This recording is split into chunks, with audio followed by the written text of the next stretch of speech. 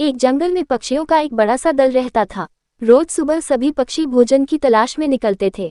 पक्षियों के राजा ने अपने पक्षियों को कह रखा था कि जिसे भी भोजन दिखाई देगा वह आकर अपने बाकी साथियों को आकर बता देगा और फिर सभी पक्षी एक साथ मिलकर दाना खाएंगे। इस तरह उस दल के सभी पक्षियों को भरपूर खाना मिल जाता था। एक दिन भोजन की तालाश में एक चिड़िया उड़ते उड़ते काफी दूर निकल गई। जंगल के बाहर रास्ते तक आ गई।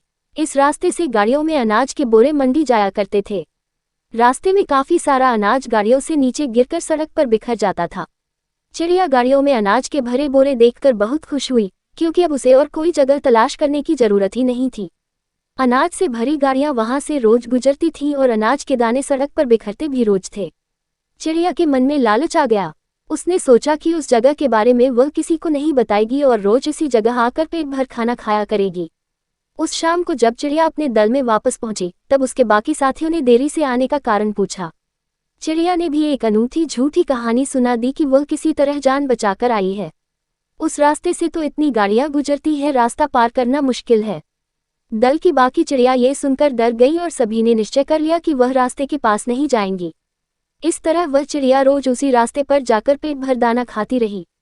एक दिन चिड़िया रोज की तरह रास्ते पर बैठकर खाना खा रही थी। खाना खाने में वह इतनी मग्न थी कि उसे उसकी तरफ आती हुई गाड़ी की आहट सुनाई ही नहीं दी। गाड़ी भी तेजी से आगे बढ़ रही थी।